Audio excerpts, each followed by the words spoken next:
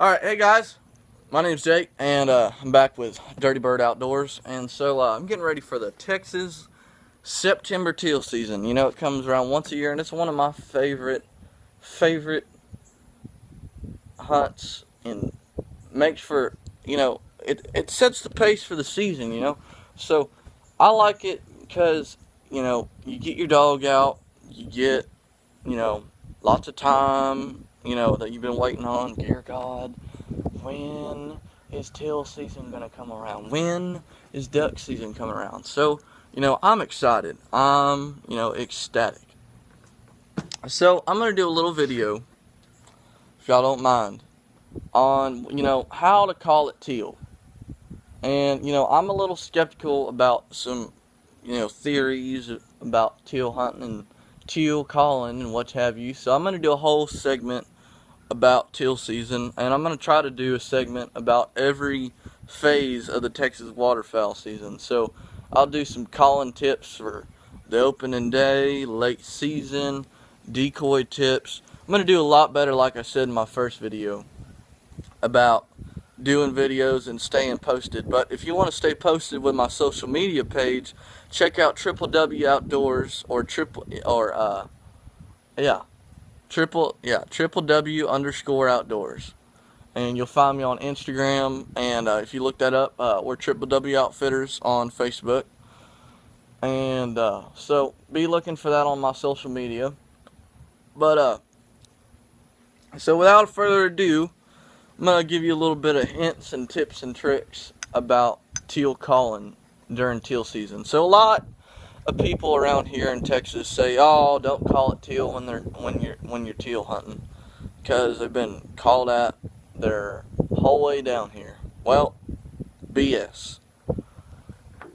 Teal are one of the most vocal birds. They don't sit around and they're almost like whistlers. They are very vocal birds, but they're a lot smaller and move a lot faster.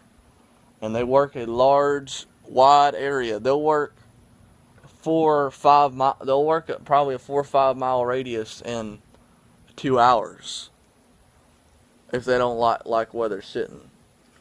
But so when you got birds working, early morning, you got 2 or 3, coming in the decoys, or you just got little small groups working. And this is on any given day. You got small groups working, and you don't have to really worry about them coming in, because they're small groups, and you almost got a for sure feeling they're coming in. But if they're being a little weary and they're just small little groups, give them something a little bit like this with a teal call. And what I'm saying in that call is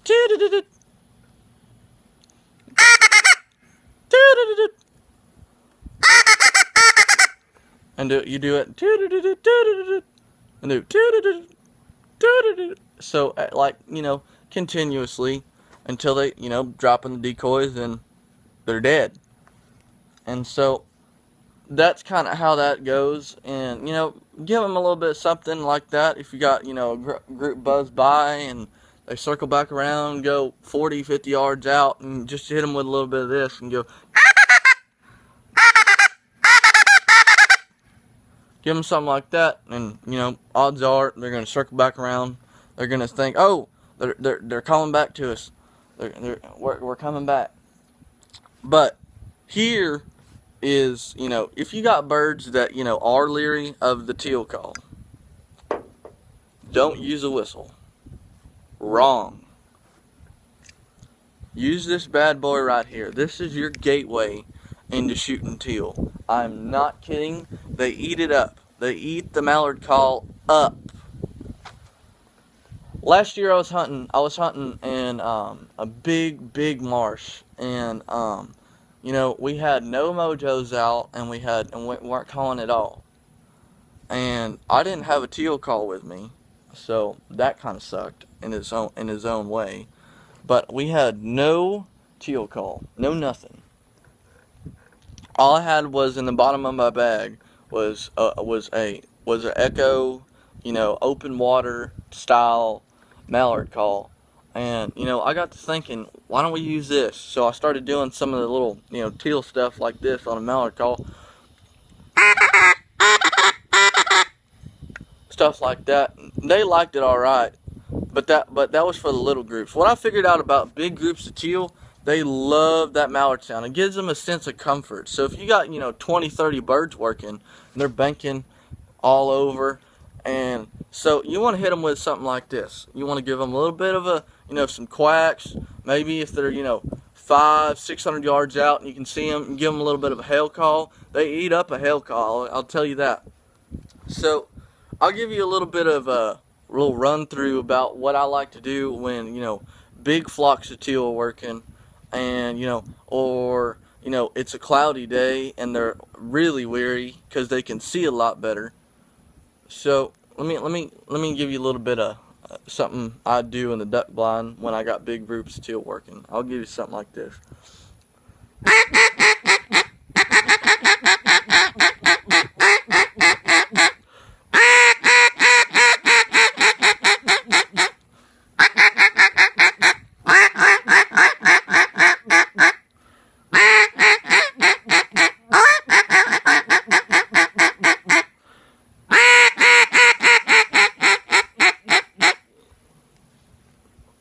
Until you get them a little bit quacks. I don't ever chuckle at teal. Never. Won't ever do it, because, that's a lot of difference between me and a lot of people. I don't like to chuckle at ducks. Everybody, every single bird, doesn't matter, gadwall, pintail, teal, all they hear is hear some of that BS. And I've never really even learned how to feed chuckle. When I feed chuckle at big birds, I give them something like this.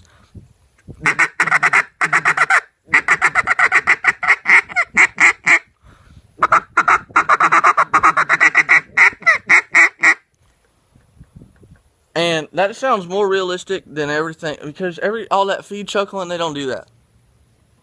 So that's it for this segment on this video. That's how you. So if you're working big birds, you give them something like this. Soft little mallard hen quacks. Just like she was calling into her babies or something, soft stuff. Or, if they're working way out, give them something like this.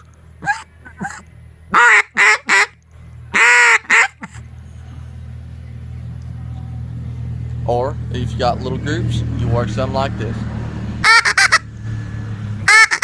And that's about it. So, stay tuned. I'm going to do some videos on some teal spreads, and, give you some I'm going to actually start posting some videos of me hunting.